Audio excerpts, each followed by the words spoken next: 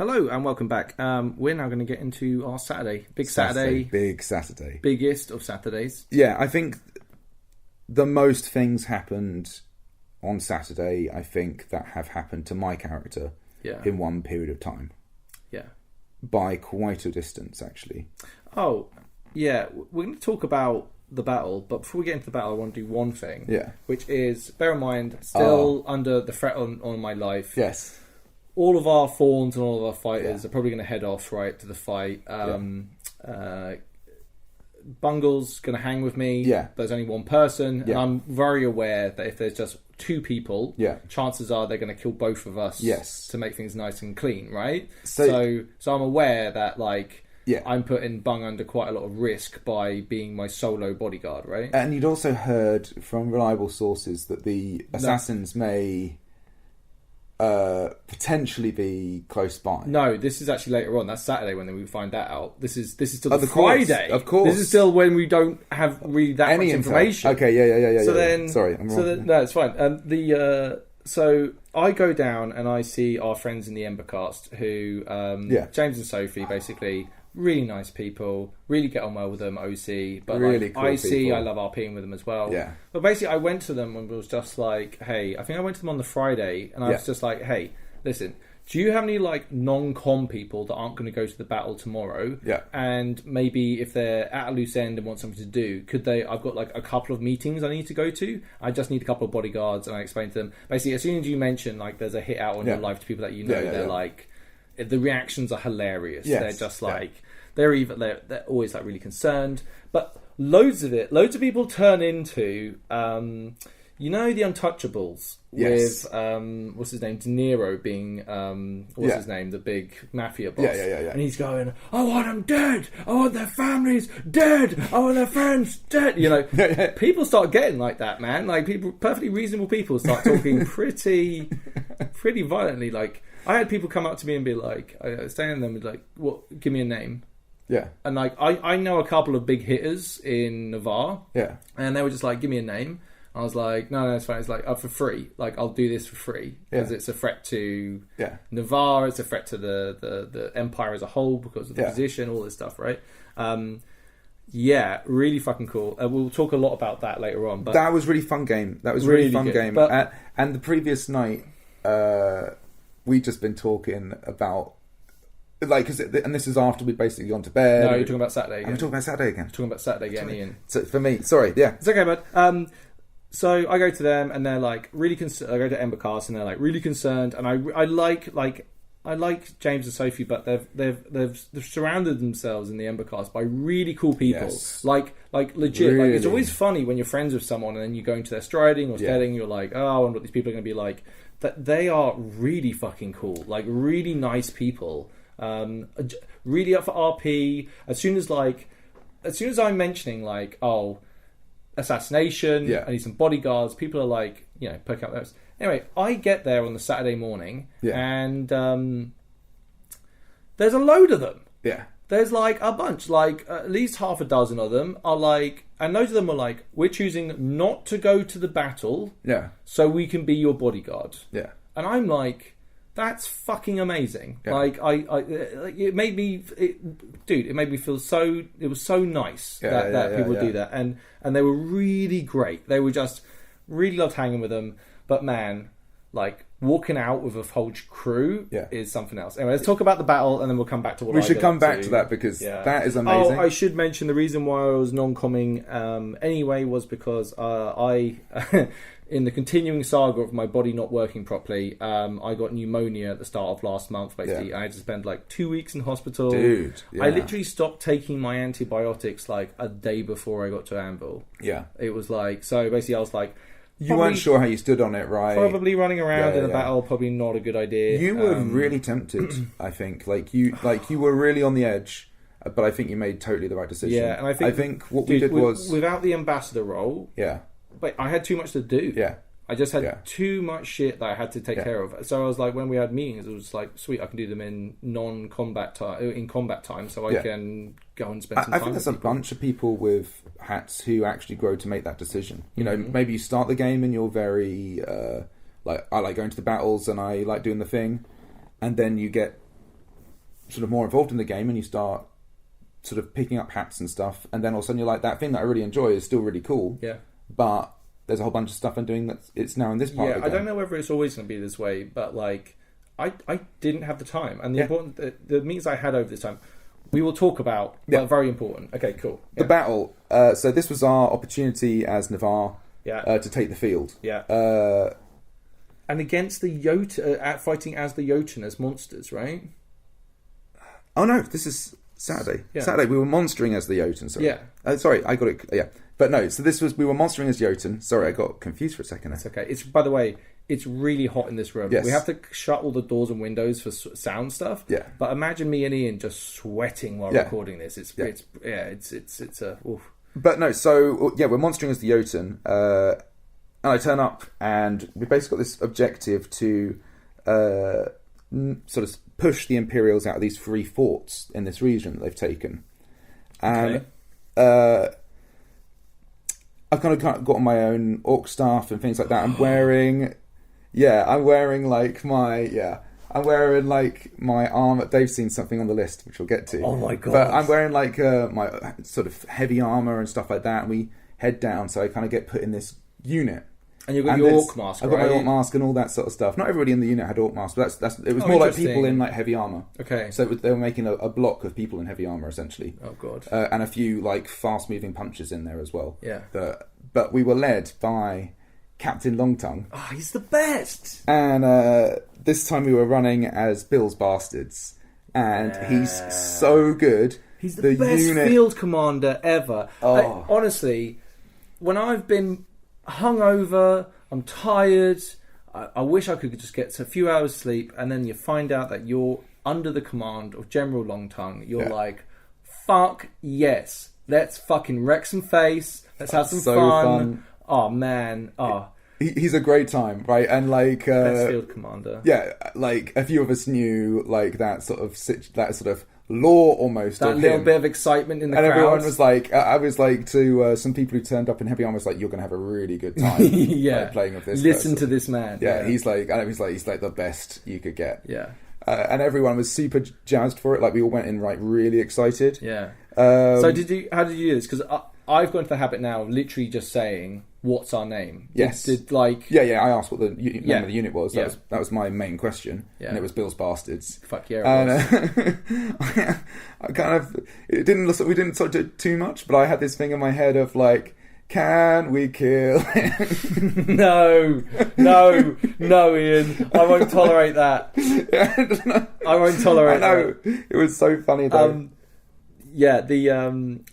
Fuck, I'm so jealous. Yeah, it was really good fun, dude. That almost makes it worthwhile getting out of bed to play the Jotun. It was almost like this was a really good fight. This was everything that the fights of the previous 2 times were. In both these battles, they had like a sense of dynamic kind of movement to them, a shifting objectives, multiple fronts and flanks being exploited. You know, real like pressure moments as well. It had little bits of something for everyone, and It was so good. So we basically launched these assaults on these forts. I don't know if we were assaulting all 3 forts at the same time, or if we were doing one and then moving on to the next one, or a combination thereof. But we hit this one fort, the first one, and it was like it's a hard sort of battle to get to the fort at first. And we pushed them back into the fort, and then we're like pushing hard to take this fort, and it's really tough, right? I mean, everyone's like giving it their best shot, right? And then I'm just kind of like moving around this sort of flank at various points, just trying to like the different entrances into the fort, because there are sort of several entrances, and just like trying to see if there's any action going, right? Seeing if there's anything that can be done. And I just happened to arrive at the perfect time where, you can hit that tipping point where it's like enough people have been injured and they're being kind of healed, that now is the time, right, to make the push. And I just like ran out in front, and I was like, now is the time, charged in, right? And everyone like came with me. It was so cool, right? To like, oh yeah, you're Jotun. You're not I'm Jotun. So sorry, I was so confused because it was like you're so used to me having a bow, right? Yeah, and being at the back. Yeah. No, I went out with sword and board this time, nice. Which is something like I used to do a fair bit. I tried ambi last time, and I think this is the thing. I really enjoy Ambi, but if the battles are like they were in the previous event, where they're very static, Ambi is like the least fun, I think, thing. Because it's so ineffective. You basically have the choice of like going in and dying repetitively. Yeah. When it's just shield walls, heavy armor, and spears, right? And you don't have any interesting calls as a monster. Even if you're really, really good, you have to be right all the time. Yeah. The guy with the shield and the big spear, and the big spear doesn't have to be right a lot of the time. Yeah. You know. It goes very badly for you, right? Like you're charging into a place where they have reach advantage, all these kind of things. So I was like, this time I'm going to go sword and board, right? It's safer, right? You're going to get action, you're going to be playing, and that's what I wanted. And this was great fun, like leading the charge. I'm sure this, and bear in mind, this is the movie of my mind of the battle that's taking place.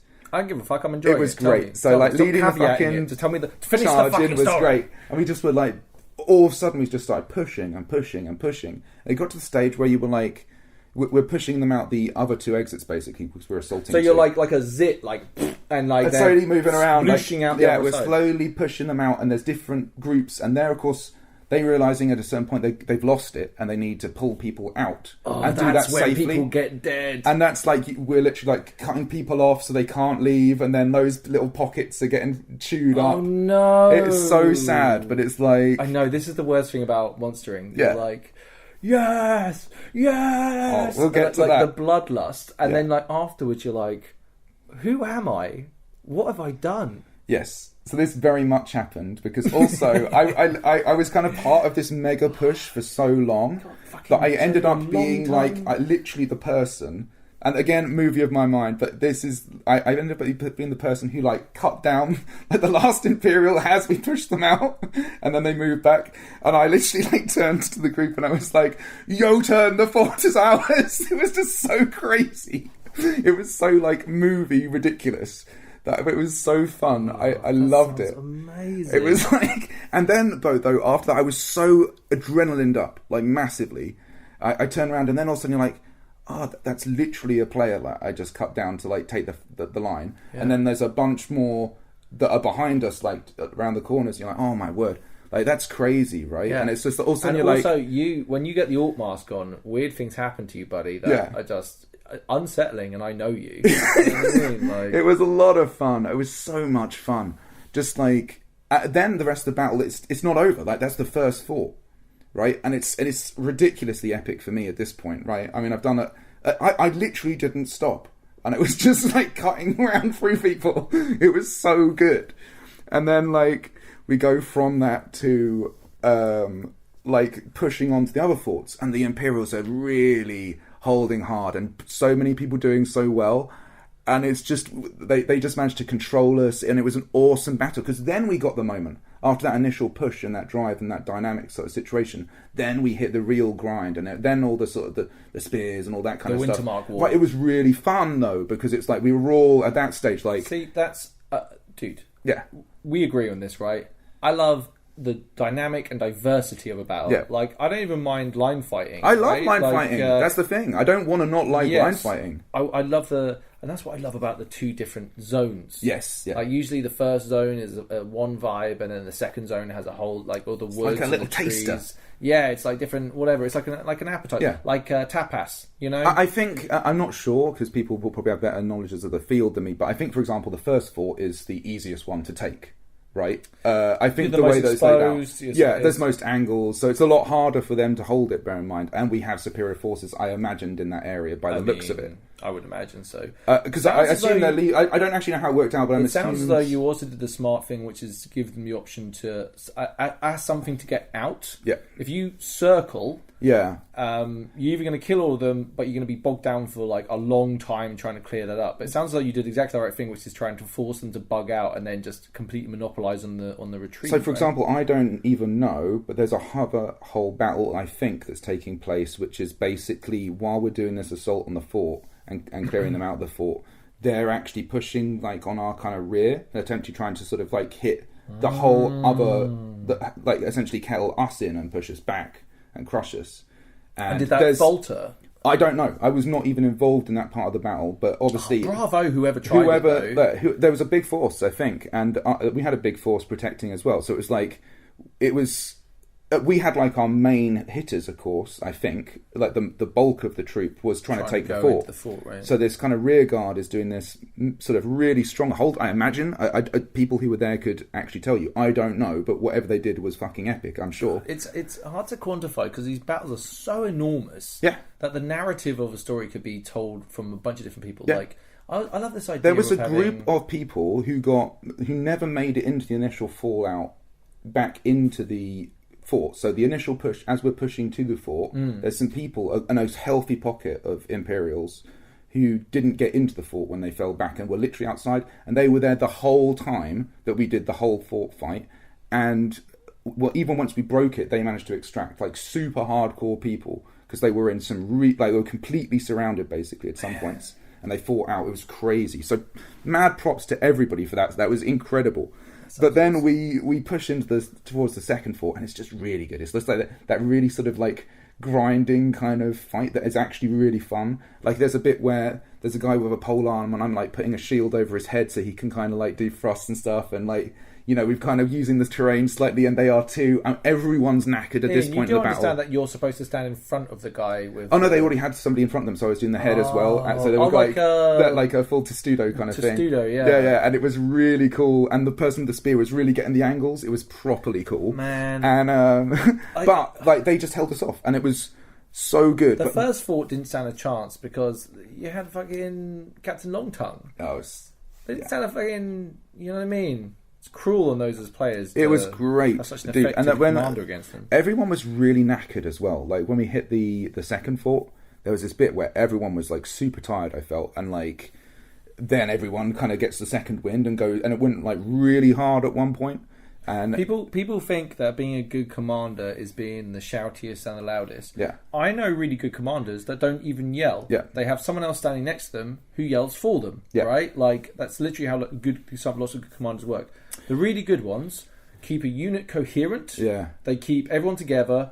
They check and make sure that even their slowest and weakest members are ready to go. Like you don't ask the guy that likes running 10Ks all the time, are you ready to go? Because homie's going to be good to go, okay? Like, it's not that person. You want to make sure everyone's chill. Yeah, I'm talking like a minute or two. Get some water on, take a breather, and then the short moments will make you devastating in a fight, you know? Yeah, energy levels are really important, and conserving them in the battle is really important, and taking moments and knowing when you can steal moments to rest. Even if it's literally a few seconds of like if you're in a line, like when are you engaging and when are you not engaging? When are you taking moments to like look at, and when are you taking moments to sort of like take a step back? You know, if you've had a hit, maybe that's a good time to pull back. It's lots of fun. There's so much fun that goes into the battle system. I think a lot of it is sometimes you kind of have to make it's discipline.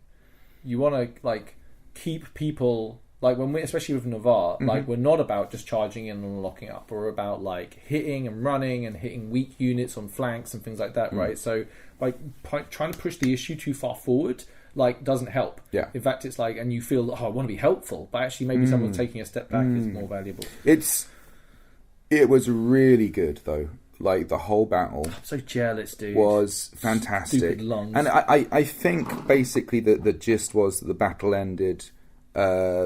Because we'd taken one fort and they held two. Yep. I think it was like a kind of a minor success for the Empire because it was like they held the majority of the forts, which was great because, and of course, the whole camp I felt was like in a fairly good mood because the battle had gone fairly well for the Imperials. How many losses do you think the Imperials took? I think it was pretty heavy, actually. Sounds heavy. I heard some larger numbers, but it's always difficult to tell. Yeah, and also there's situations where it. Like, for example, people can sometimes get out of very, very near-death experiences, and to you, they look like they're gone for sure. Yeah. And we'll get to this because if you have the right potions, like for me, last time I got cleaved, boom, I jack in the box, I'm gone, right? Yeah, like Ostium solution, and you never die. Yeah, right? Exactly. Or Ostium solution, right? Yeah. Generally, is just great. Right? I didn't know that cures poison as well. No, so that's does your cleaves basically. That no, which one am I thinking of? The Mega.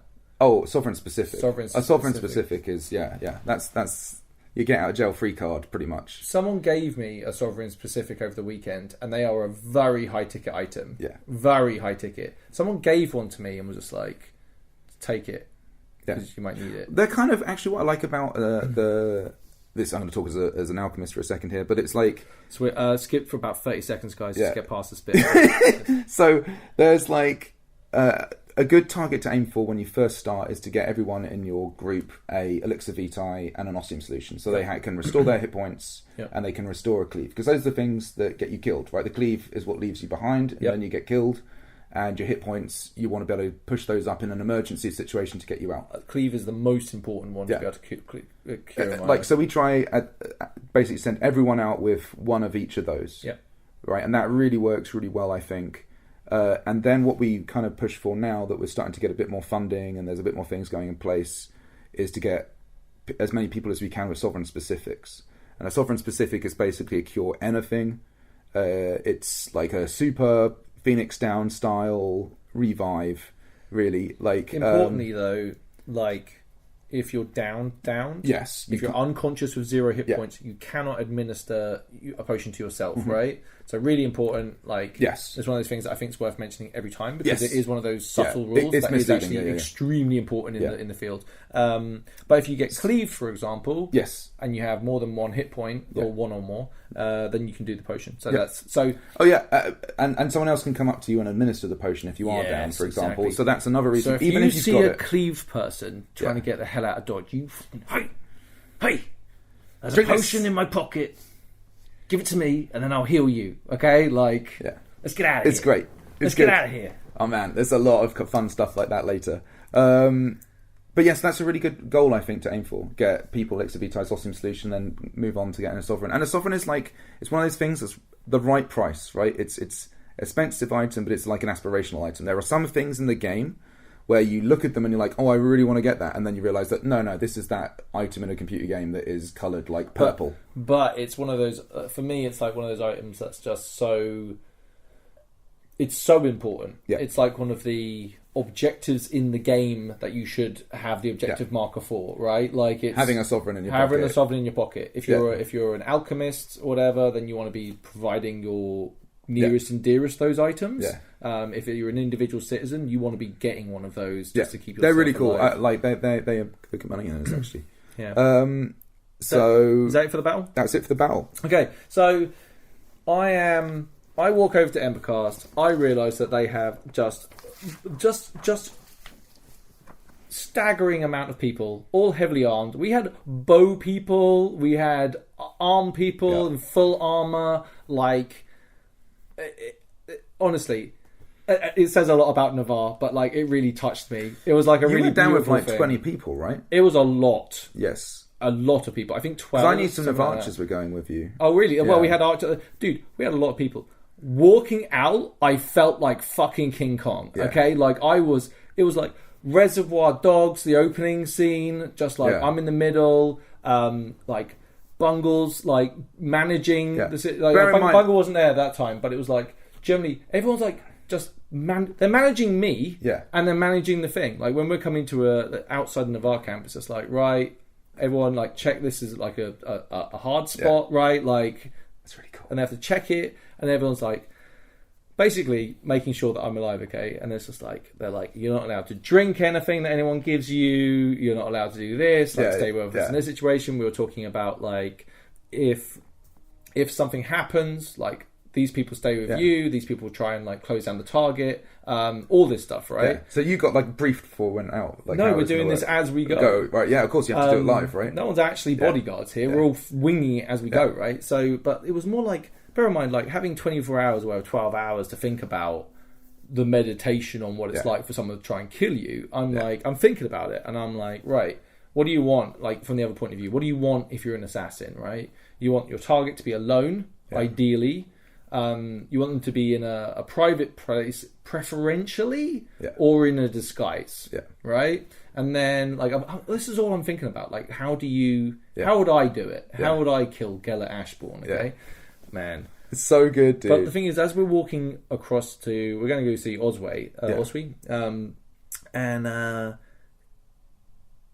it's like people are walking towards us, and people are oblivious to the very paranoid block of heavily armed Navari in front of them. And I just like heading towards you, right? Yeah. Whereas we're all like grabbing weapons and stuff and like getting ready to go, and they don't even realise like everyone's really paranoid. We find our way, and he's like, come back to my tent. So we go. He does weapon checks. So we actually went to a weapon check thing. So it's got an open front to it. Sure. So me and him sit in the thing, and we basically sit down and have like a very in-depth conversation about Yarm. Politics, contacts he's had, experiences he's had, anecdotes, like all of this stuff is like, and I'm not going to go into it now because I think this is private game, right? And it's like, but he was telling me all like loads of interesting little details about they really flesh it out, right? How like because we have an idea, and I should have a good idea of what Yarm is like by having been there trading. Okay, But to hear anecdotes about how their political systems work, what sort of person is the person on the other end of these diplomatic things? Like, what do they like? What do they not like? What concerns do they have? How do they operate within their own thing? Invaluable. Like, I cannot express how invaluable all of this information was. It was just like, it armed me to the teeth going forward, right? Like, it was enough for me to be like, when I'm talking in... and I have to talk to a bunch of different groups in this, but about all this, I can talk in a position where I'm like, these are more details that can help you make a more informed decision. Yeah. Okay? Like, really helpful. Anyway, so while this is... Sorry. I think the fact also that this is taking place as the battle's going on, which means there's actually... There's two sides to this. You think that means the camp is really reduced of people. There's actually a lot of people who don't go to the battles, busy. And there's an amazing amount of game. And I think that we're seeing this here. There's an amazing amount of game that goes on that isn't the battles at all. Yeah. So me and the ex-ambassador having this lovely conversation. But while this is happening, outside are all of these Navari, and they're working, man. Like they're like, watch that guy, what's this doing? Like some people, one group approached and asked about weapons check, and then weapons check isn't open. So my Navari are literally going, no, go to this one down here, like you have to do this, like blah, blah, blah. And it's like, it's really fucking cool just seeing them do that, really responsible, but threatening. Yeah. And then like, some people came along and they asked about weapons check, but then I was like, did they have rubber bands on? And it was like, they did. So they had their weapons had already been checked, right? And we were like, well, that's fucking suspicious. Like all of this stuff is like really suspicious. It starts playing on your mind as well, right? But also, you're a giant group of heavily armed Navar walking through the camp, so people are going to look. The militia showed up at one point because they were like, we've heard reports of a heavily armed group of Navari moving around the camp, and we decided to ask what was going on. Amazing, like. That's some great RP right there. Yeah, but I love the juxtaposition between me and Osway having this really like cool and he's feeling me out, right? But he's not just kind of going, here's the keys to the Ferrari. Yeah, you got to earn it, right? Because like the Jarm trust him a lot because he's a very seasoned veteran person, right? Like when it comes to their relationships. So there was an element of like, who is this like new fucking idiot taking on this role, like and stuff. But there seemed to be like a bit in the conversation where I got the feeling like he was like, okay, let's go, you know. And that was like really, really cool. Anyway, I really appreciate that conversation. It was really, really fucking cool. We then head back, grab some water, and then it's just like, I'm really sorry guys, but I've got one more meeting that I need to go to. Do you mind coming along? And they were like, yes, absolutely. Yes. And then other people came along. So we end up having a nice meeting with the Senator of the Commonwealth. That was really, really nice. She's a class act and wonderful to have because basically the Commonwealth are the nation, there's Yarm, which is the principalities that basically made up all these different city-states and dominions of their princes. And then south of there you have this tiny little ditty strip of land, Lilith or whatever, I can't remember its exact name, but is it Lysambria or something like that? No, it begins with an L, I can't remember what it was. But basically this tiny little nation, and basically the Yarm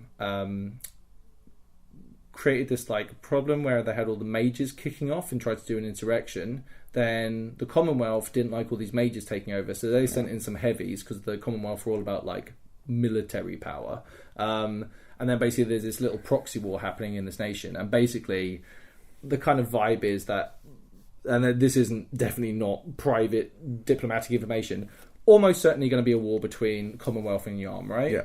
But the bigger implications of all of this is that the non-Liberty Pact members are trying to unify into some sort of alliance, okay?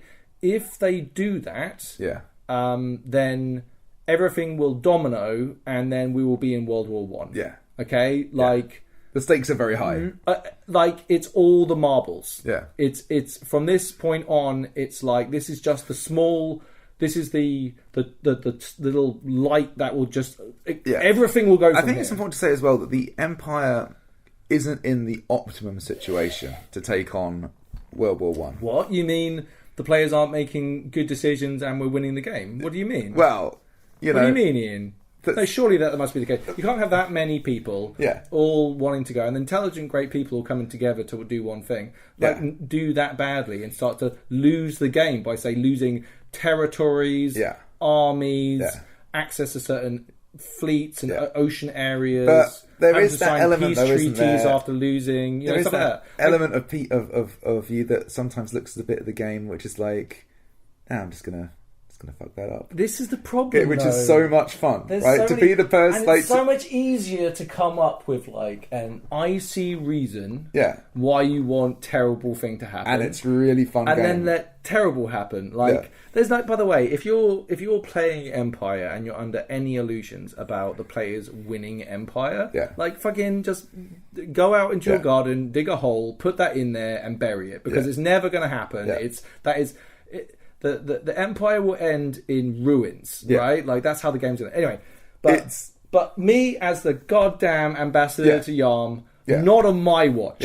Not on my watch, Ian. I can't let this happen. I must do something. It's cool being the fingers in the dam, right? Like just plug in one of those little holes. There's a lot of people that are with me. Yeah. In all kinds of different aspects of the game. Loads of different ways. And from different wants and outcomes. Not everyone... doesn't want war with Yarm because of the same reasons I don't want war with Yarm, right? Everyone has their own perspective. Anyway, we might have gone through a walk through the League camp again. I think you did, from what I heard. No, it's a bit of a silly thing to do with... many heavily armed people. What I would describe especially based on the prior interaction. A boarding party, a raiding party. Like, that's what that would look like, I would say. Yeah. So say if most of the military forces are currently away. Yes. So say if you were in the League, right, and you're there doing what Leaguish people do, I don't know, sorting out lucrative contracts or whatever they do, I don't know. Yeah. And you happen to look up and then see a very large group of Navari heavily armed walking through the camp. You might mention that to other people, and that might maybe get back to certain parties and send very negative signals, do you not think, Ian? Yeah, like, it's not a good look. No. It's not a good look. No, whereas from, like, the paranoia of someone trying to kill you, you might overreact somewhat. And Are we classifying a bodyguard of 20 people as a somewhat of an overreaction? No, but it's also like if you go to a group and say, hey, who wants to come be my bodyguard? True. And they all say, you can't be like... this is a little excessive. Yeah. And we all knew it was a little excessive. It was almost like, because some people it's part of the gag, some people were talking about like, oh man, like I hope it kicks off. And I'm like, I hate to tell all of you this. Yeah. But if an assassin tried to make a move now, like, bravo, just kudos for trying to even attempt that shit. But like, you would have to be crazy. Like, you would need to have like one of the heavily armed militias. The fact you're here means there's no conflict happening. The fact you're here means that almost certainly nothing's going to happen. Yeah. Oh, really funny. We're waiting outside Moorish for one of the meetings. Yeah. And everyone's like, right, Gellert, don't accept drinks or food of anyone, right? Like, all this stuff. And then this lady with this big cart rolls past and stops and goes, vodka jelly shots, anyone? And I'm like, I know I shouldn't. And I'm like... who wants a vodka shot? And they're like, no, you're not supposed to. And I'm just like, how much are they? And they were like 5 rings each or something. Wow. They were really good value. Price, or even 10. I was just but jelly, and they were in a cool box, and it was really hot, and we're in the sun. I was just like, a little cool jelly shot right now would suit me right down. But no, they wouldn't let me, and it's the right decision to make. Yes. But also, like, I love that as an assassination attempt. You yeah, roll so the car good. up, stop in front of them, just say, Hand them vodka the jelly shots, anyone? And then, like, the referee's hiding in, like, the pub or whatever, the Forge, and just being like, or you bust out. they're all dead. They're all dead. They don't even know it. Like, really Amazing, cool. yeah. But yeah, no vodka shots for me, unfortunately. The price. This is what I sacrifice for the Empire. This is what I sacrifice for the Empire. God, a lot happened this day. Yeah. Talk to me about... I've talked for a while, Ian. You talked for a little while. So, yeah. I'm trying to be at the market after the battle. Basically, you're knackered, or I was knackered after the battle. And I was like, okay. And I knew that we were going to be going on this skirmish, basically, later. Yeah. We had arranged that we were going to go on this skirmish. And this was going to be... like something that the Navarchers were getting heavily involved with, and I'd been telling all the Navarchers that we've been going to do this, right? We were committing to this particular skirmish. It's a big deal, right? It's a big deal. The Valorn one, right? Yeah. It was one of the. There was a couple of Valorn ones, but I think this was like the one that we, as the Entwined Paths, were kind of heading up. Okay, we talk a lot in the Entwined Paths about our entire purpose on the field is to defeat the Valorn. This is what our primary factor is, and we haven't really been able to do that so far. Yeah. But there was a fire up people's butts this time. Yeah. Good Dave was... He went to military council. He went to military council. I've never seen him so motivated. It was weird. He was great, and there was also these awesome moments where people were coming up to the camp, and he was just checking out, you going on this? Are you doing this? What are you doing militarily? Organising. Right? He was organising. So he was motivating. Introducing himself to people and being introduced to by other people. People saying, "Oh, you should go and talk to Fire. He's going to be leading one of the skirmishes later." Just make yourself aware of him, kind of thing. It was really cool. I love talking to Dave about it because, like, Good Dave was like, he's a really great guy, but like he even says like this is weird. I shouldn't even mention this sort of thing, but he talks about like some parts of the army are shit, some part he really misses. Yeah. What we're doing with the military stuff for him really scratches that itch for him, and it's really nice to kind of like see him just blossom into this role now. Like he's a motivator of people, right? Like he's also got. I think he started getting to the point where he started to allocate roles to other people, which is smart, and having like a support network. Sky's the limit for him. We have a nice little block of people anyway. So by just the very nature of the fact you all know each other, there's a certain degree of organisation to it. And then there's other people that were kind of going as well who also themselves were part of similar kind of groups, right? So we had a fairly good core of people going. So that was kind of kicking off all the time in the background, and we'll get to that skirmish later.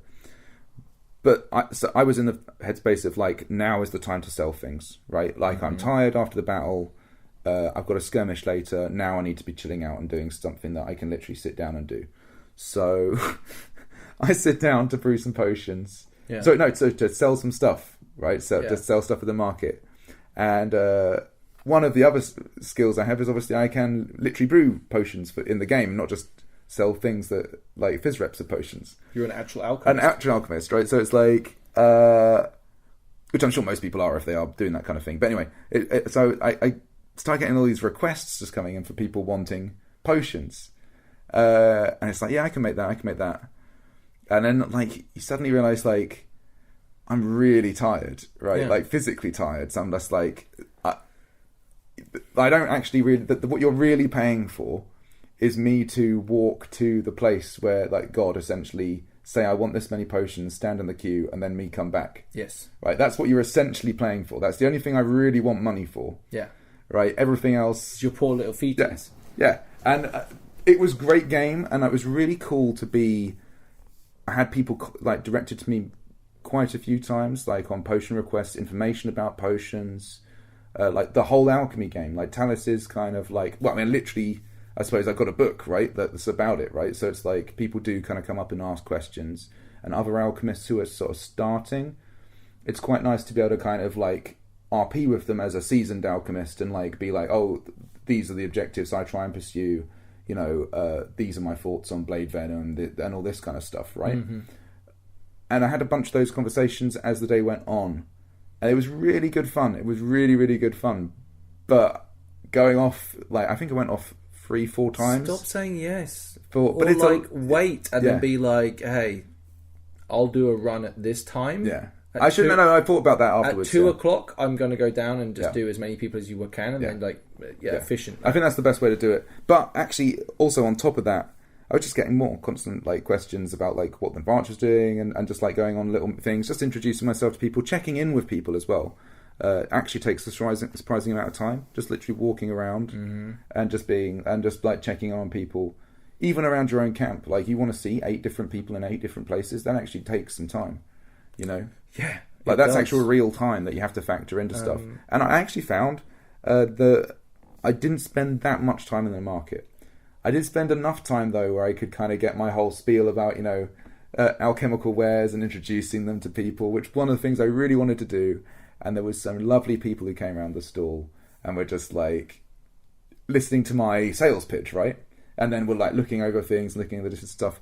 Some people bought some things, some people didn't. I don't really care. It was just really fun RP. Hey, that's how you... money at Empire is like a weird thing that some people are like motivated by in like maybe not the wrong reasons, but like maybe this way. I like selling stuff and making money. Yeah. Money can help me do stuff, right? Which is really fun. I like doing stuff with my money. It's fun bucks, essentially. It's fun bucks. But the ability to meet people and to kind of have little RP moments with people and make some friends, that's the big draw for me. I enjoy the way that money can help you give game to other people as well, if that makes sense. Like, I tend to just treat it as prosperity. Yeah. Do you know how much money I have now after this weekend? Not a lot, I would imagine. Zero. There is zero money. I have literally zero money. Well, we're going to have to sort that out. We can't have you going out with no money. Yeah, but the thing is, it's like, the money that I do have, it's used. Yeah. I'm constantly using my money to do stuff, right? Like bodyguards and buying them drinks and things like this. But you have to kind of... I don't know.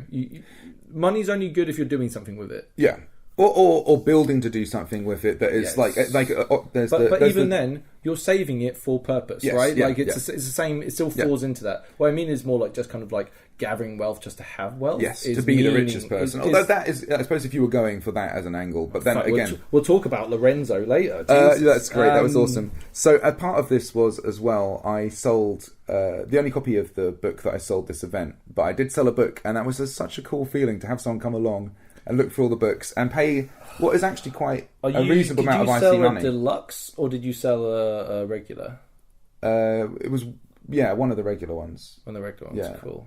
We need to get the okay. Oh, sorry, I was about to break out. Well, regular makes it sound like that. You know what I mean? Like, no, I feel bad because I actually have advised you against viewing it like that. I don't think of it that way. Really, I think of it like need to come up with a new. I have the boxed edition, which is like the super mega thing, right? And all the others are really equal. I really like the I don't know what fabric you use to bound them, but there's like it's all leather. Yeah, they look really. Are they all leather? Yeah, they're all leather. They look beautiful.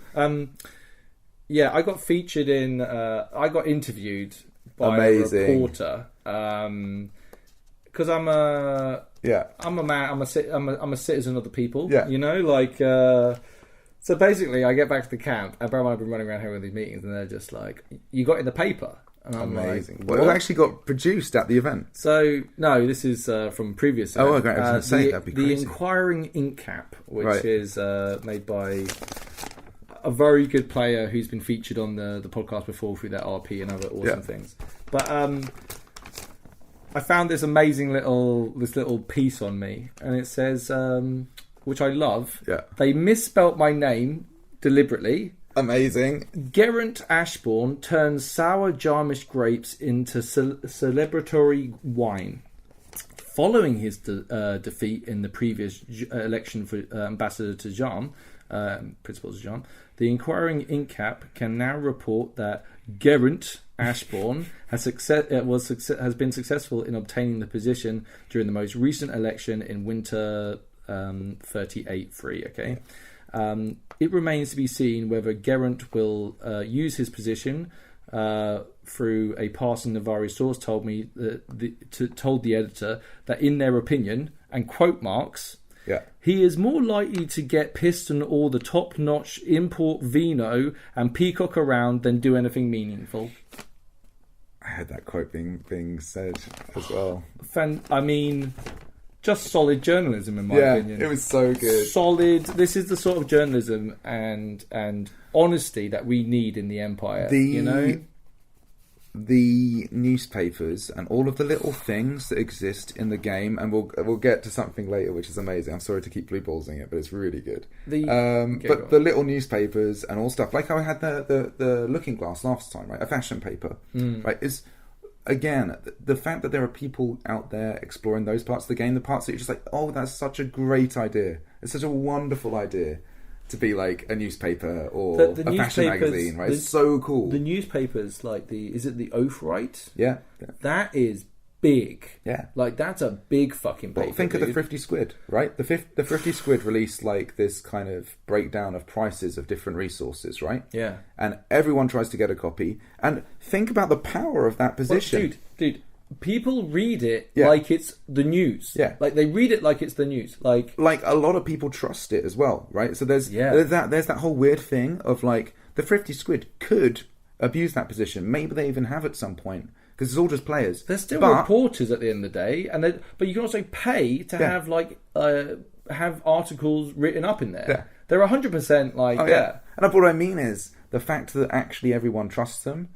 And like pretty much, right? And that on like the resource costs, and that they also like have that kind of professional journalism responsibility to get the prices right is so good, right? I love that as an aspect of play. That people are you talking about the one where they give out the prices of everything? Yeah, it's literally the prices of all the resources. It's really cool. The prices of the resources thing is really interesting. Oh, my husband Callum Sinwig actually went to the brokers meeting. Yes, yeah. I could be prouder as a husband that he actually went to a meeting. Yeah. He hated it. But like, he went, and I'm really glad to see him getting out there and trying to sort out the Empire. You know? Yeah. Sinwig was phenomenal all event. There was a whole bunch of brokering that was going on. There's a whole aspect of game that was going on, literally at the camp. Dude, right? When you start getting to the point where people start approaching the camp because they know that this is where you go to trade. Yeah. Oh, a brief moment on trade.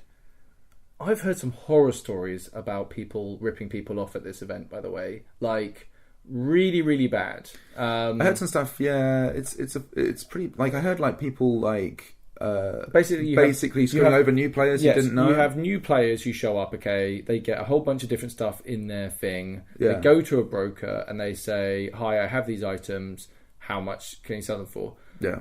I heard some extremely bad fucking... Like, the problem is, like, unless you know someone's RPing, being a fucking moron and not knowing how much things cost, dude, they're a new player... and you're about to rip them off. I think people... It's so tough. Like, I'm not sure I'm down with it at all, actually. At all. I think it's kind of... Yeah. You can lowball them. Yeah. But I'm talking... There's a difference, yeah. There's a scale, I think, of which it becomes, like... 3 rings for a crystal manor. Yeah. No. No. Yeah. This is not acceptable. Yeah. And it's like... Yeah, it's an interesting one, like on a lot of levels, right? Like, and I think also with like the influx of new players, because we are getting so many new players, which is amazing for the game. Like, new players are just incredible for the game, and I think when we're able to sort of involve the new players in stuff and seeing the sort of the wrecking balls of like stuff that they can do as they're sort of... You have to remember, out. Like, people like Win, yeah, and all of the Stargazers are all new players, and they bring like so much game with them, right? Yeah. So at this point, it was basically time for me to head on to the skirmish, and that was the 5:30 skirmish I spoke about earlier, and that was against the Valorn.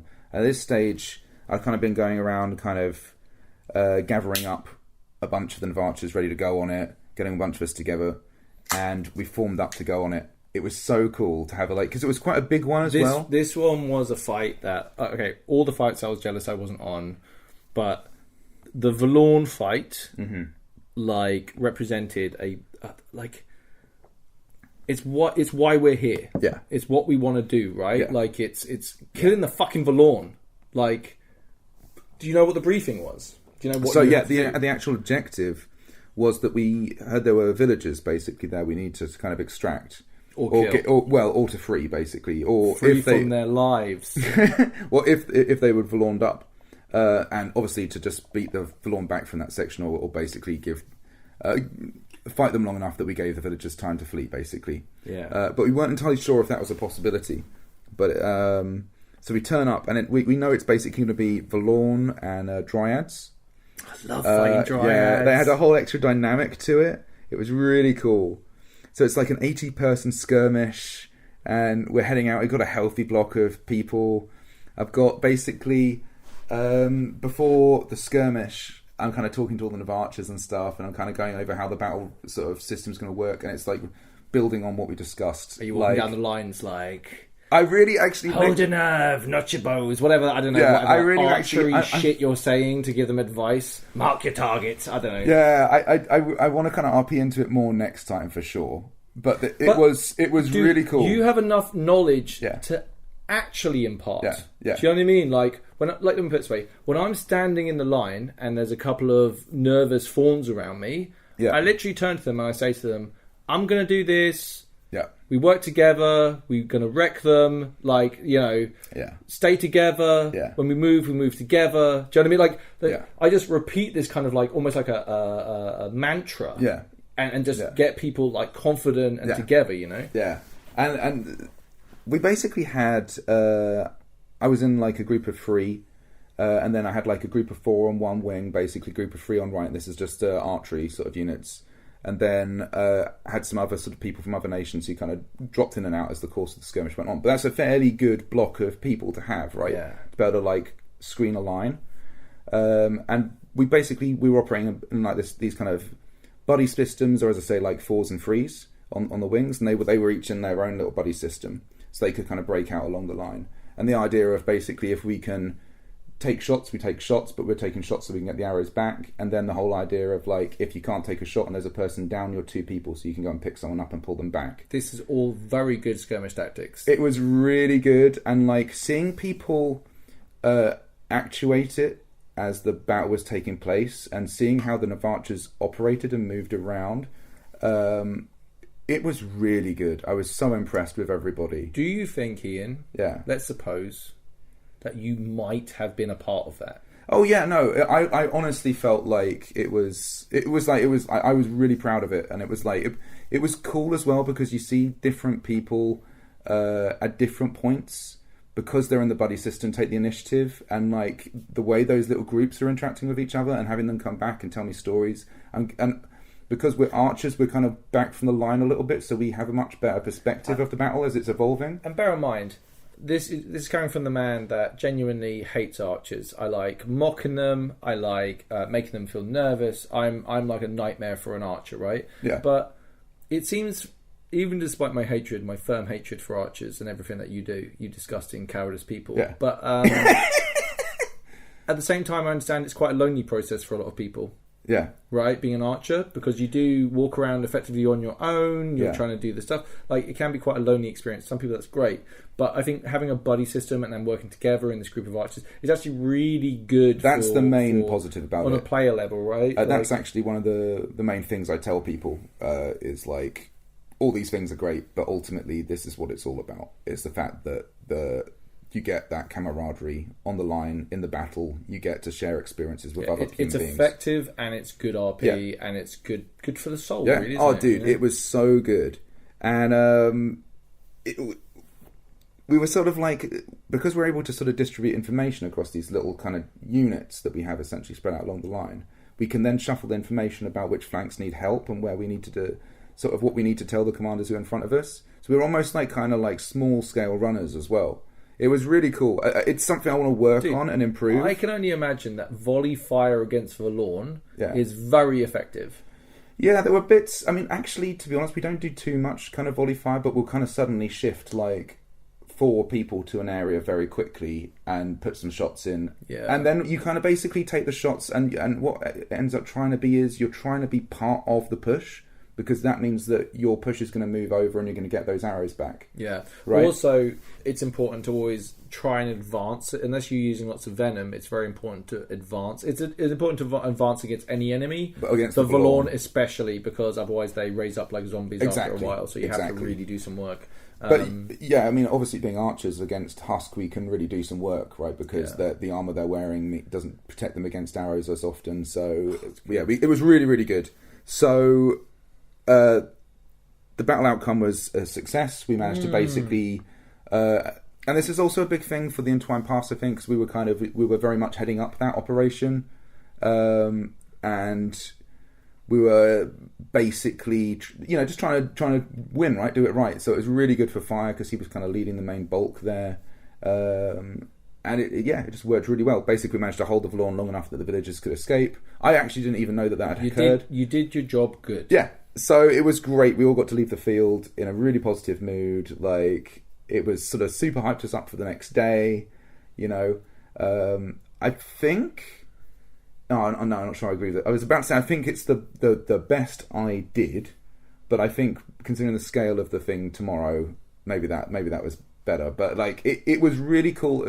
What I'm trying to say is to like feel like I was effective and feel like I assisted, and that like I was actually not just an asset, but a useful asset on the field, and our unit was useful. And that's mad props to everybody who was in the of Archers. All event, you made me so proud. That's dope. Shall I do some of my stuff? Yeah. Okay. There's one other thing actually. After the battle, when we're after the skirmish, when we're chilling out afterwards, I go to Embercast, and just through the kind of group of players who are moving around the camp at that point, going through the market, which kind of then feeds into Embercast, I introduced this player called Quinn. Their character's Quinn, and Quinn's like a young healer who's like not taken the field before, and I'm like, tomorrow you're going to be my buddy in the battle, right? Yes. It was so good, like, and like Quinn being up for it, and then like being with me during the battle was like so good tomorrow. Okay, this introduction to this character is like Talis's feelings about like every time Quinn turns up. More than welcome to be my second. Like, absolutely. Oh, really? Absolutely. You found one of those, have you? Yeah, really That's good. Awesome. It was so good. I just want to quickly talk about Fang real quick. Yeah. So, Fang is a wonderful young man. So, I didn't realise this. If you've listened to the podcast for a while, I told the story about how this lady showed up with a boy, a teenage boy. Yeah. And she was like, hey, he's our adopted Navari son. He just wants to hang out with Navari. Is that cool? Like, and we're like, sure. And he hung out with like once, and then the second time I was going off to do a whole bunch of drinking, I think. I had to drop him off with another group. Cool guy. Didn't really think much about it. Anyway, last event, Fang showed up. Yeah. And he's just like hanging around, and we kind of adopted him, right? Yeah. Only at this event did I realise who Fang is. Yeah. Fang is that young man. Yeah. And it turns out in a young man's life, 2 years is quite a big deal. Yeah. And now we have 16-year-old Fang show up. Yeah. And Real he couldn't be pleasure. more welcome. Yeah. Like, I'm not in the business of hanging around with 16-year-olds. Yeah. But, like, fuck, it's great to see young people with a really good head on their shoulders. He hustles. He's down for the fucking stuff. He's just like a really good young lad. I think... his mum came along at the end. Yeah. Just to kind of say hello and probably hopefully make sure that we're not a bunch of weirdos. Yeah. But it was so nice meeting her and just letting her know like how proud we were of Fang over the weekend. And Such an how incredible person. He really, like, the whole banner really appreciates him being around. He's a really good lad. Adds a lot to it. Yeah. Just like, I love stuff like this, and I think he's a good example of it. You know? I love how Empire is so big, and LARP in general does this, but it gives you this opportunity just to simply meet people that you would not normally meet in normal life, right? Definitely. Like, generally speaking, you know, you probably don't meet many people. And grown, let me put it this way, us at our age, you tend to be in these kind of like closed loops of friends, right? Like, it's not as often that you're meeting loads of new people, right? You're not at school, you're not at college, you're not going to the pub every single week. So Empire has been really fun to meet people that are make new friends, right? Well into their 50s and 60s to all the like way down to like a 16-year-old Fang who's new to the game and just doing well. Anyway, so cool. Thought I'd mention it just because it's it's really cool. So after the battle, I'm like, I can't remember where I got this piece of information from. I knew I needed to go to Dawn and find this senator, okay? Because or maybe I was going around asking questions in a different way, and it just so happened that, we were specifically looking for him. So I went to Jeffrey, who had some really cool gingerbread men, by the way, that were really fun. I heard about these. Jeffrey's just awesome. Jeffrey's amazing. But he pointed us in the right direction of this guy, Zadkiel de, how would you even pronounce that, Ian? Kofador.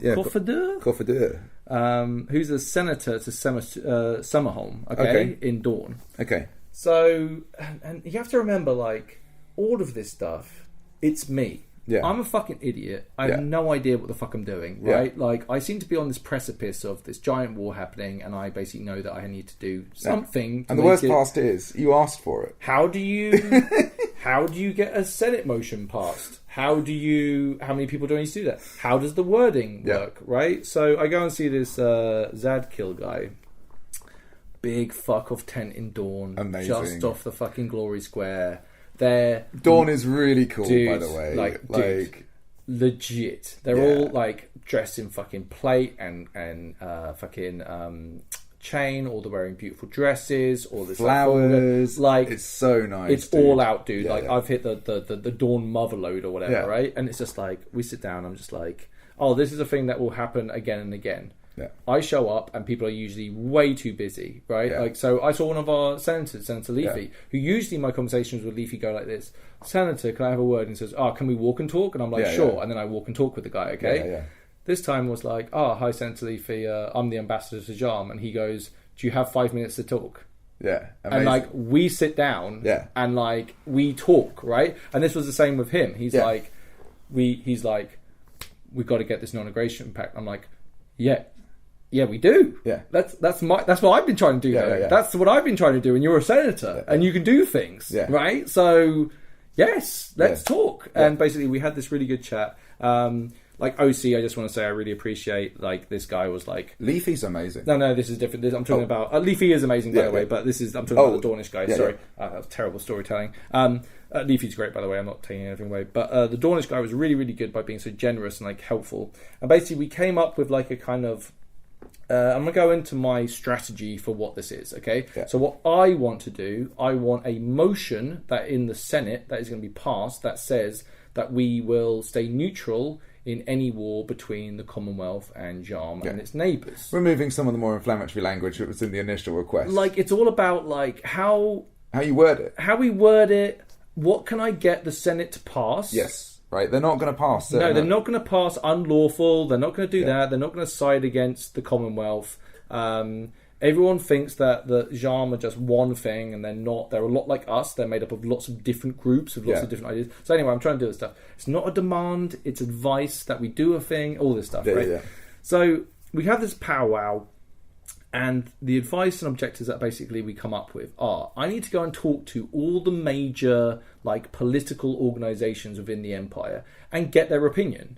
Once I can get statements or opinions of these different groups, I can then go to the senator and be like, or to the Senate itself and be called as an expert witness and say, I have got these answers from these groups and this is what they're saying on the issue. When that happens, the Senate are basically compelled to not go against the different groups that are around. Sure. So the list I had was the Military Council. Can we afford to do another war? The Cardinals of the Nine or whatever, who I can find out from them, is it a good idea in their opinion? The Mint, potentially, isn't it another thing? Can we finance it? Can we finance it? All these different groups. So basically, I'm like, okay, boom, game plan on. Just as a side, this is when the Marchers came out and they were doing their giant head walking around anvil thing. I saw this. It looked so cool. I don't know what that is, but fuck, it's crazy. It's some Wicker Man shit. I love all of the different festivals Yeah. that are at Empire, right? I love them. Like, bear in mind, this is all happening as spring's happening, right? Yeah. So you've got all the Navari stuff taking place. There's also, like, there's a spring market or something in Dawn going on. Yep. There's, I think the Flower Festival in Urizen might have taken place. I'm not entirely sure. I don't know. There's too much going on. But just as a side, Marches You Rock. You looked amazing. It was so cool. Yeah. What you with your giant heat walking around, so like dope. fucking amazing, like really cool. So then, I also later on, like we should talk about. It's spring. Yeah. Them all yelling it's spring. Yeah. Which I didn't get to do at all. Like literally, my experience with the convoy of It's Spring was looking over and seeing a whole bunch of Navarre and then being like, I wish I could join that, but I'm too busy. I've got meetings to go to. Yeah. But then they all showed up at dawn. And bear in mind, I'm still under the impression someone's trying to kill me. Yeah. I'm out with Win and Bungle. Yeah. And it's just like, oh, it's sweet. I'm in Dawn, but I'm surrounded by Navarre because they're all going out on this big walk thing. So I'm this is another great opportunity to not get murdered, basically. Yeah. So really good. Anyway. Really cool.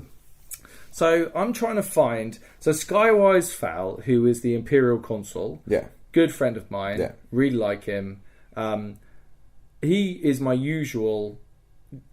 guide in this world of diplomacy, right? Like he really encourages me. I feel like I want to be.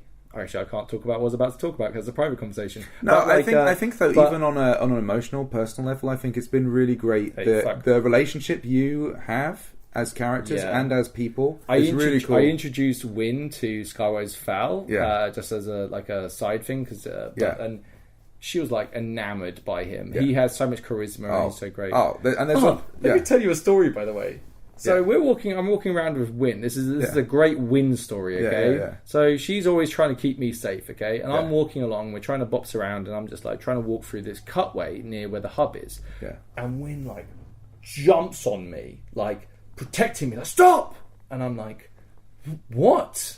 And like, look, and I look down, and there's a little sign, and it's just where the academy is, and it says, if you pass through here, then you may get cursed. Yeah. And I was just like, Win, thank you very much. Let's go round the tent. But that's like a great example of like someone just keeping you safe. Amazing. So good.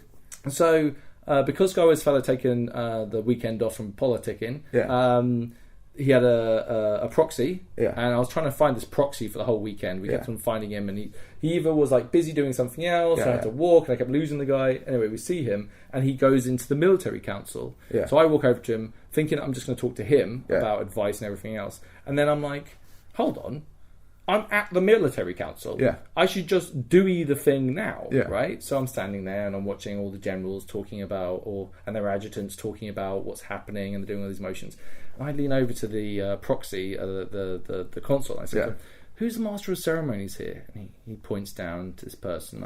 I lean forward to that person. I just go, she says like, hello? And I'm like, I'm the ambassador to Jam. And she doesn't ask me anything else, just writes ambassador to Jam in the running order. I don't need to say why I'm here, what I'm doing, or why I should speak. Just that was enough to get me on the list. Okay? So I stand back, and then I've never been to military council. Like I kind of popped in at the end of a session when I was auxiliarying, but really cool watching all the different types of people interacting with each other and getting on with things. Really, really fun. But then it came round to me, and I had to be like, hi, I'm the ambassador to Jam. I wanted to basically you got to sell the stakes, right? Basically what I was trying to do was I was trying to be like, I want to make, there's potentially we're going to make a motion in the Senate, but I wanted to receive the wisdom of the military council. I basically just want a statement basically saying on what the military council's position is on us going to war with Jam. Can we afford another war? Is my question. Can we do that? And then it's just I'm having to field questions, right? Like the whole council is just turning around and like asking me different questions and stuff, and I'm like, and bear in mind, I'm exhausted. I've been under this death threat now for at least 12 hours. I'm fucking tired also is. And I'm just trying to like answer these questions as best as I can. And it was just like, it's intense, right? Really intense. I think I did okay. I think I answered all the questions correctly. I think more like I'm kind of like swaying towards this idea of like I like being an ambassador that is just like I'll tell you the information. Yeah. You can make your own decision. Yeah. I've made my decision, but like I just want to tell you what's happening and what I know. And there was a whole bunch of details about what's the military capabilities of Yarm. What magics they have. The real is like Yarm aren't going to be dropping fucking boatloads of troops off on fucking... We're going to be getting cursed and all kinds of crazy It's going to be... There's also stuff to do... I don't know how much I can talk about because there's loads of... Basically, dear listener, there is a whole heap of interesting game here that I don't want to spread right now, but it's like so much detail on how... Oh, for sure. And it's just like when people are like... I'm trying to explain to a general who says... Troops aren't going to be here, it's not a big deal. It'll be like when we went to war with these other people and they just stayed over there and we stayed over here and then the war eventually ended. It's not a big deal. I'm like, no! They're in cahoots with the Grendel and they can do X, Y, and Z, which potentially this is bad for us. Like, so basically, I ended up getting the statement off the council, which was pretty much what I wanted. There was a little bit of a last-minute hustle that kind of changed the statement a little bit, but generally, it was kind of what I wanted. Then I was trying to track down the Assembly of the Nine, and really, what I wanted was either a prosperity cardinal or a vigilant cardinal. Because I figured both would possibly... Good arguments to raise. Both would be like the sort of people that would be like, actually, this is something that I'm invested in, right? So we kept trying to track them down and they're very hard to find. Anyway, I bumped into one guy and he's just like, oh, I know who that person is. Like, come with me. And it's like one of our bodyguards. So I'm like, dude, homie. Like, and this guy's like amazing, by the way. I can't remember his name. I didn't message him, so I won't mention his name. But this guy, I don't know the guy. He's part of the Star Seekers. Fucking legend, like absolute legend. Loved bodyguarding, doing all that stuff, right? Like just generally being awesome. So it introduced me, and literally I was like, went up to this tent in Dawn. I was like asking about it, and literally it had just swapped hands to a Navari player, and basically the Dawnish group that it was before, which were part of House Vixel. Basically, they would just stop being that role, but turned out that Emily's Sumasue, I've definitely mispronounced the second word. Lady Emily's. By the way, like I love these two. They're big. If you're at Empire, you probably know these people. They've got big reputations, really cool people. But she was like, "Oh, I'm the proxy, and I'll be the one doing the motion." Oh, amazing. And I'm like, well, this is fucking brilliant. So we had a bit of a chat, and then we're just like, I spoke to the vigilance cardinal, and was just like, this is what the fuck is up. Like, I need a statement basically from your group to basically say this. And they're like, well, it's going to happen tomorrow before this. And I'm like, can I get something off you? And he's like, unfortunately, I can't do anything official because of these reasons, and I need to do this thing. And I'm just like, okay. But he was on board with me. So I was just like, get it done and let me know, right? Like, this is really important. Like, if you do a motion on this and it carries either way, like, I need to know so I can pass it on. And then basically I spoke to Lady Vixel and was basically like, I had been running around since time in, right? Like, and I partied all night Friday, and I was exhausted, and basically my brain was turning into goo. Win, who is really, really good with names and stuff like that, and my brain had just turned into goo. Okay, it had dribbled out my ear, and I was basically just like exhausted. So I couldn't remember anything. I couldn't remember groups' names. I couldn't do any of that stuff. It was really hard work, but basically Win really helped out and said it bungle. But I spoke to her, and she was just like, relax. Like, you're non-comming, I'm non-comming. Tomorrow morning, come by the camp, and then we'll sit down and we'll just iron out all the problems. I gave her a whole fucking, like a bit of a brief then, but I went to it more the next day about... I literally just briefed them. Like, there's the best way I can describe it. But they were like, relax, you've done enough, your work is done, I'm going to look after all of this stuff. You're free. You're free. Yeah, amazing. I enjoyed this feeling of being free for about 5 minutes. Right. Until I bumped into the proxy to the what's it called? The consul again, the Imperial Consul, and another person, and basically told me that the Liberty Pact were going to vote, and the Commonwealth were going to try and get a vote put through that we would go to war with Jarm and put a full embargo on them. And I was like, what? What? And this is outside. I remember you coming back. This with this is intel. like all the members of the Liberty Pact, the nations themselves, come together and vote on it. And I'm like, what? So everything I've been doing, up until this point Yeah. is pointless. Yeah. Like, it doesn't... Because if the Liberty Pact vote to go to war... Yeah. But then it changed from that to... You've got to stop it, right? If we put the motion through... Let's say if we get all the different groups together, all these different bodies, and they all say... No, like a reverse Apollo 13, where instead of saying go, go, go, it's no, no, no, all down the line of all the different systems, then the Senate should be compelled to say no to it and say that we want to stay neutral. In that case, then that would effectively pull us out of the Liberty Pact. Right. Because we won't declare war against Yarm, and that goes against what the Liberty Pact wants, and therefore we would instantly be kicked out. These are the stakes that we're talking about. Yeah. So then I'm like, fuck. So then I'm like, okay. I remember you coming back to the camp, and this is, I assume, just after you'd heard this information.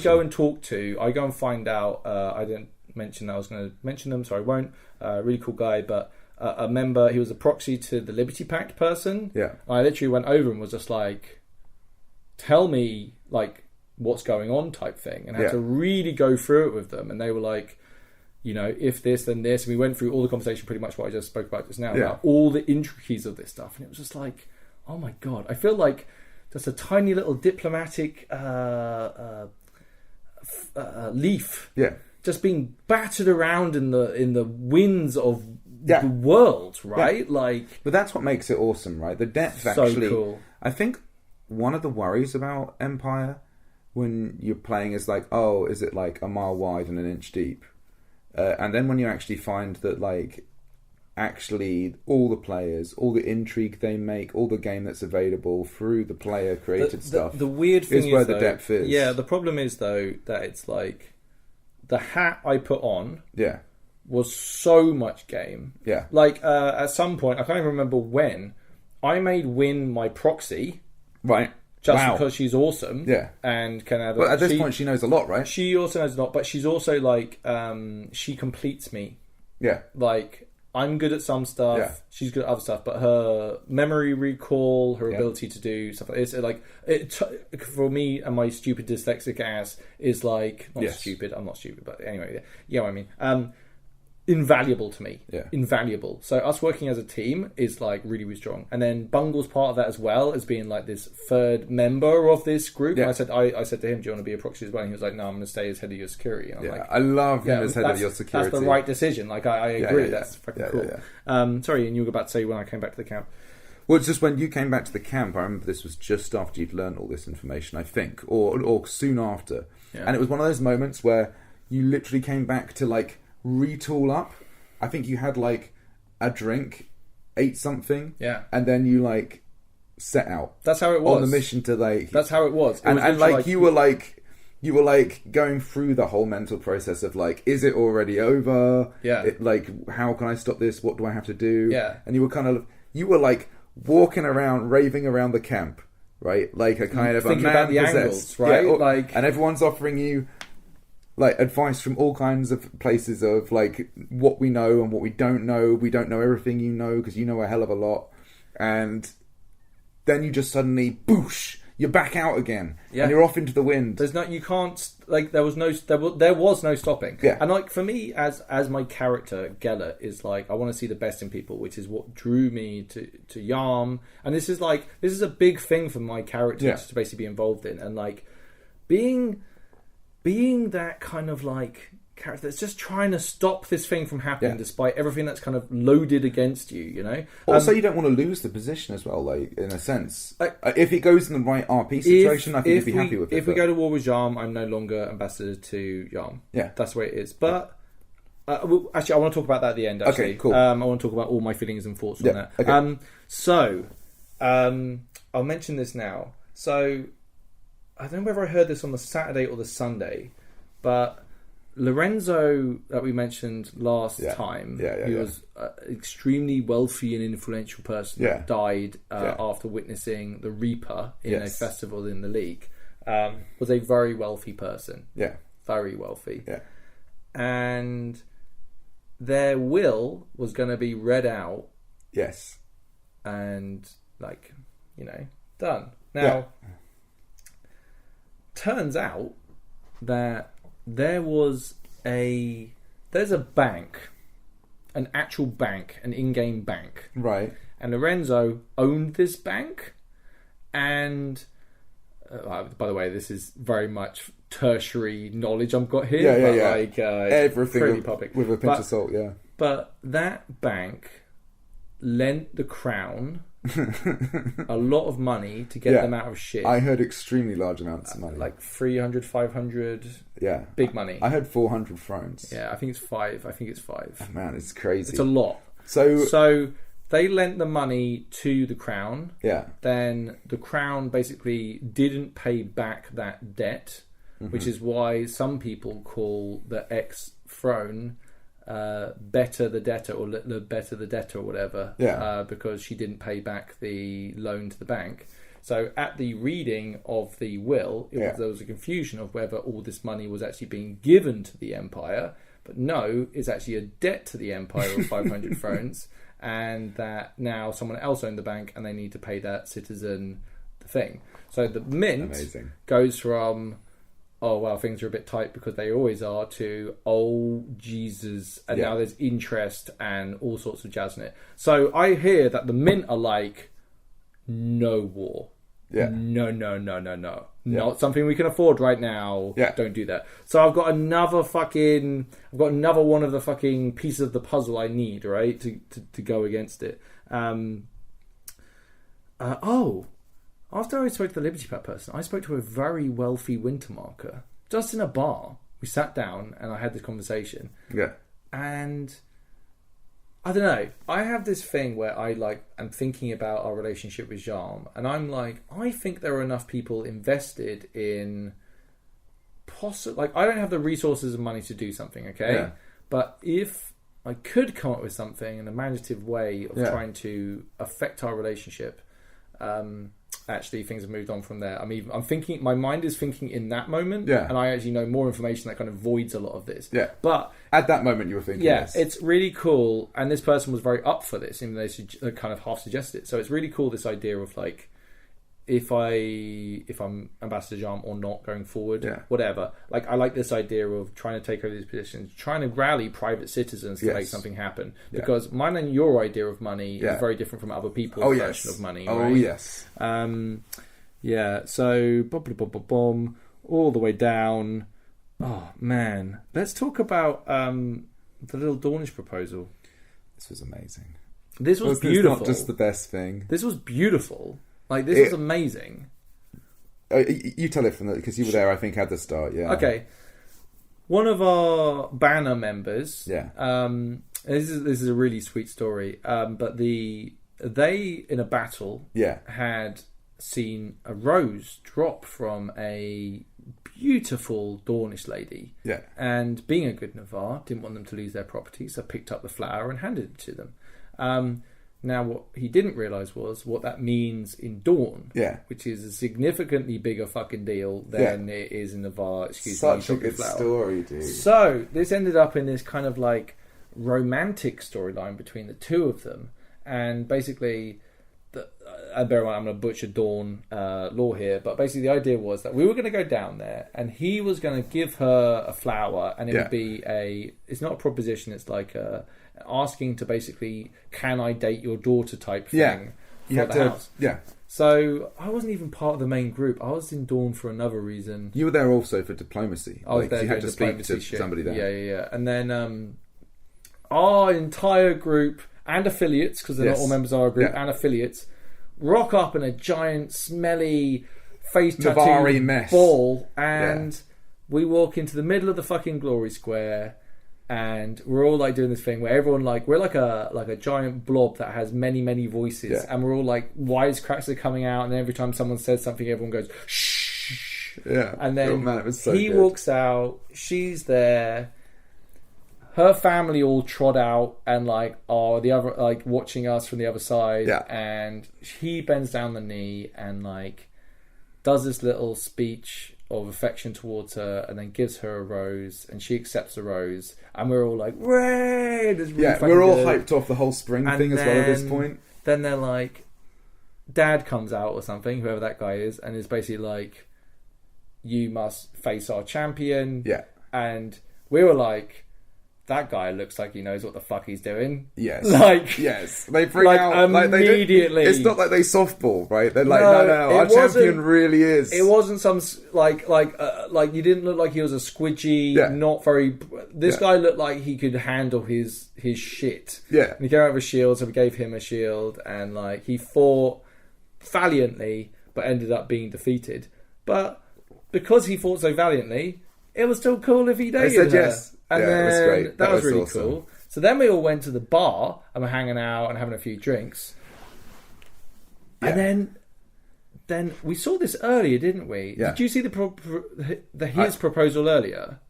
The other person. I did. Yeah. So I was in Navarre. I was in Dawn talking to the I didn't see senator. this, no, I did. Yeah. But this guy, there was another Dornish noble who had done this. A thing of love or whatever, like this show of love to the same lady, and needless to say, he wasn't pleased, was he? Yeah, he wasn't a happy boy, and oh my god, it was so good. So then they're talking, and it's all like the two guys are talking, and they're like it's all kind of heated and kicking off. One thing that happens while this is happening is you're the Jarmish ambassador, right? And we're all sitting down at the table with you, and he's standing there, and we don't know because he's kind of like handling his blade, right? Because he's like pissed off, right? Yeah. RP pissed off, obviously. Like this guy was amazing, by the way. Yeah, all of this is RP. The guy, the player, awesome dude, like awesome. really fucking cool, absolutely incredible. And we're gonna do this like almost IC, where it's like, oh, this terrible person. No, he's awesome, by the way. Yeah. So, but we're seeing him like looking like he's potentially up to no good, right? And so we're like, well, then I'm not. Oh, that's so funny because I knew who he was and I knew why he was angry. Yeah. It's so funny. The idea we didn't know, so we thought the idea of other people looking after my safety still blows my mind. Dude. Anyway, sorry. So then the people I was with were all just like, what are you doing here? And they're like, oh, like none of your business kind of stuff, right? And then we're like, wrong answer to a giant group of angry. Yeah, and then they're like, there is a lot of Navarre here, and he's like, there's a lot of Dornish here. It really escalated super quick. Oh, the threat of there's a lot of Dornish. There's not of Navarre here. There's a lot of Dornish here as well. Dude, it escalated so quickly, so fast. And we didn't explain that it was because we were trying to protect you, because we assumed that was already it. Oh, it's almost like you fell into the same trap I did. Yeah. Yes. So, but then all of a sudden I think that really sort of flipped it over the edge, because then he kind of like goes in and like challenges him basically to face him in the glory square. Oh yeah, and called him out. Called him out at high noon to go fight him in the thing. So they march off to the glory square, right? Yeah.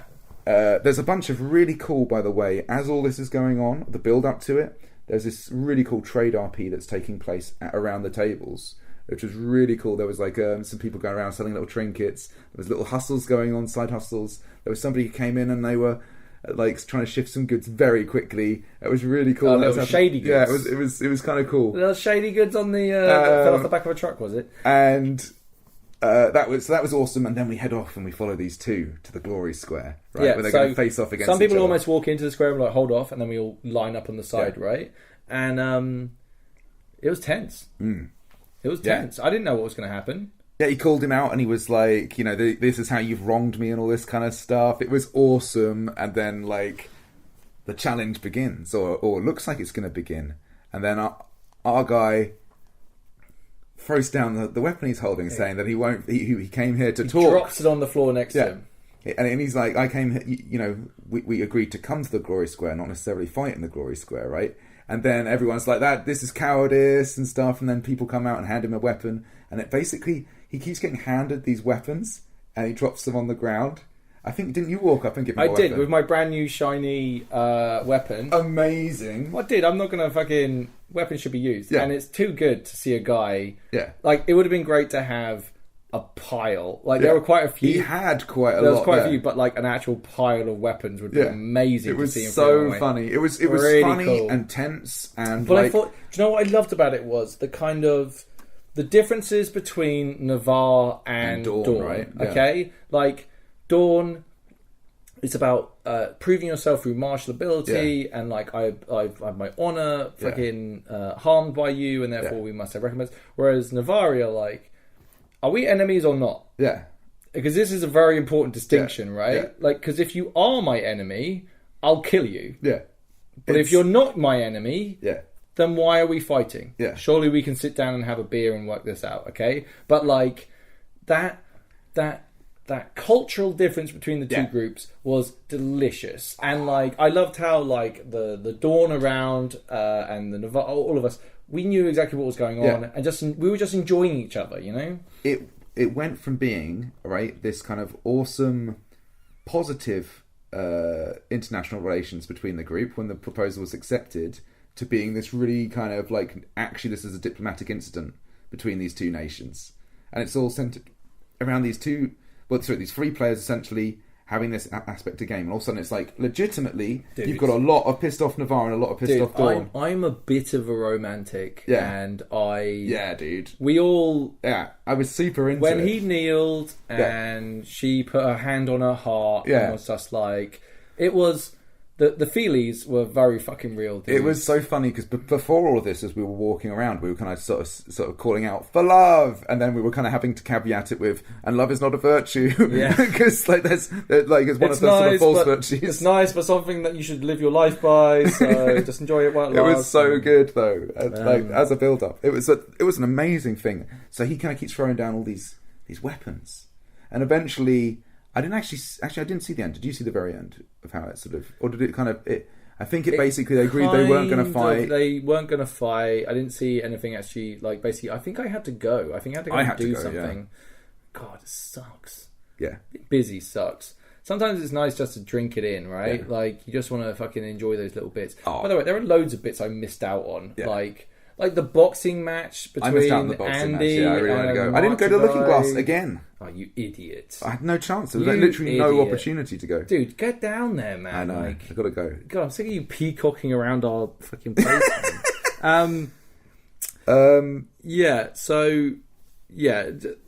Pub crawl? Yeah, so after this whole Dornish proposal turned into a pub crawl. But at this stage, I got called away on like a really quick little meeting, and then by the time I came back, sort of everybody had moved on, so we were kind of trying to catch up. It was a really great laugh, but I completely lost the group towards the end, and essentially ended up going off and doing my own thing. But one of the things that happened was when I realised that I'd kind of largely lost the group was I came back to camp, and I bumped into a bunch of the people who are like our military advisors, right? People with intel on various things. And I got basically told about what the objective for the battle was going to be the next day. Oh, cool. And how they really thought the Navarches were going to be important to that objective. Nice. And the objective turned out to be there were going to be these heralds, essentially, that were holding these eggs. Do you want to talk about that tomorrow? Well, no, because I think knowing the objective is actually interesting. And basically the idea was that these had to be put in pools of water. But what I was crucially told was that they were able to be broken by force. So the theory was that an arrow could break them. I heard about this. Right? I've heard some pretty fucking dumb ideas in my time. Yeah. But trying to get your archer block to shoot something under 3 foot, possibly moving, and protected.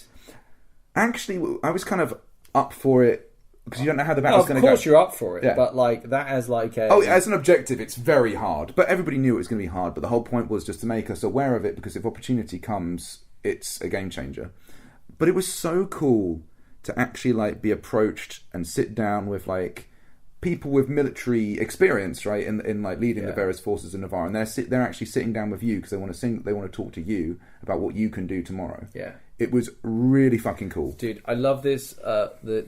The different expertise that come together. Like I was having to learn this while I was like learning how to be ambassador on the job. Was like understanding where my remit starts and ends, and like really understanding like actually like I don't need to do all the things.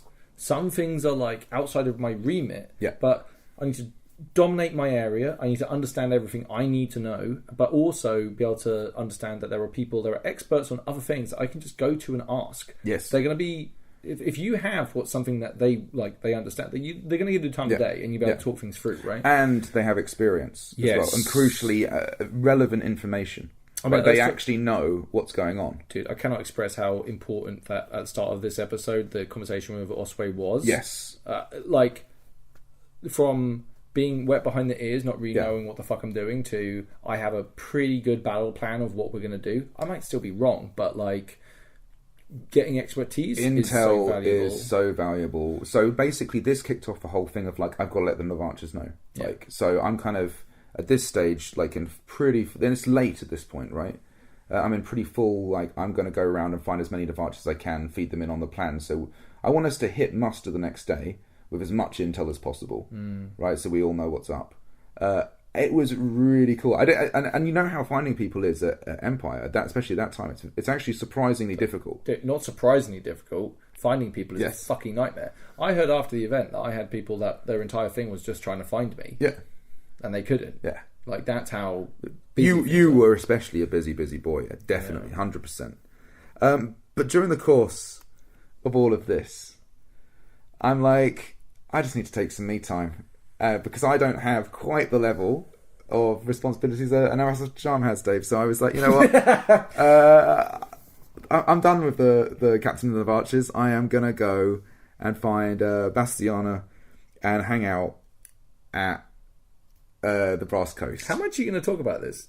We'll get to it. This is great. So I go to this place. I'm kind of asking around where she is. The original plan, we were going to go to this tea party, essentially, so this tea house, and have and just sort of drink tea and gossip, basically. That's the whole jam. But ends up she's working in the hospital and sort of working there. So I wait for her at this camp, which is like her sort of base camp, essentially. And I don't realise, but this is building up to one of my favourite things at Empire, which is Big Daddy Darius's smut readings. And basically there is smut that is written in the Empire. Oh, God. And Darius, who you might know from way back episodes. Big D. Fucking ledge. All right. And like, it's been one of these weird things with Darius as a character. We kind of like nod at each other and say, you know, hello to each other, but we don't actually interact at all. No, in general play. Yeah. Even though we had this awesome experience together way back when, we don't actually interact with each other that much. But when he turns up, it's like, oh, Talis. And I'm like, yeah, I'm here for this. Hi, I'm definitely here for this. Yeah. Okay. I'll be like, oh, what? I'm so jealous. I'm so jealous. Good. So there's these. He kind of brings out this kind of copy of this smut book, and it's a whole set of stories on like, on like essentially nautical smut stories. Oh, it sounds perfect for me as well. It's so good. You would have absolutely adored it. Absolutely. I adore Bastiana. I enjoy Big D. When Bastiana turned up, it flipped to another level. We were like at the corner, like interjecting in the story, kind of adding elements to it, sort of laughing. It was so much fun. And then one of the stories, Darius and this other chap, I wish I could remember his name, is so good. They stand up and they actually start both playing out the roles of the two principal characters in this smut story, which was between this, like, I think it was a winter marker and I think it was a Liga. I'm not entirely sure. Winter marker on League action. Yeah, and it was like really, like, it was so funny and they acted it out so well. And like all of the little kind of like winks and nods that should be there. It was so much fun.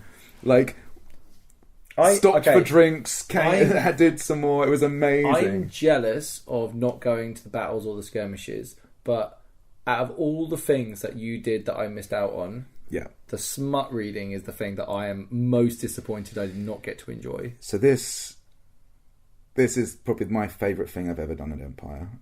And I've done some awesome things. I like how much that says about you as a person, Ian. This was so much fun. You came back and were just so happy and giddy with excitement. You were still giggling to yourself. Yeah. You were still like chuckling away. Like basically, it's gone. Loads of people have come around. Well, it's really drawn a crowd as well, and it's all like on it's Brass Coast. Everyone's got like cushions and things. It was so good, and we just decide we need to get some drinks. We need to lubricate up, right, and then come back. So I'm like, okay, I'm going to dash off and get some stuff. And I didn't want to get I wanted to have like non-alcoholic drinks at that point. So I was like, yeah, I'm going to get some like fruit juices and stuff like that and come back. But it was so funny. I was literally laughing to myself the whole way back to camp. I couldn't even explain to people why I'd come back because I was laughing so much. Got all the stuff together, came back, and then just straight in for more. But before I left, importantly, there was a talk of trying to basically make a library that could potentially be like low-key a smut library in this region, because in like a protest almost vote, right, against this other library being built. Okay, and like a physical IC library. The IC library, which requires real resources. It requires like I don't even fully understand it, or like it requires like something from a senator who was our good friend Travid. Let me. Yeah, we should talk. No, but then it was like that. And then from there it was like we need to get like something like a bunch of white granite together, right? Which is a resource you got to get hold of. Which is very hard to get hold of. Yeah, which is very hard to get hold of. And I assume you need a bunch of money to go along with that. Yes. I go back to camp, get drinks, and I come back. And by the time I've sat down, they come back and they're like, it's funded, it's ready to go. Right?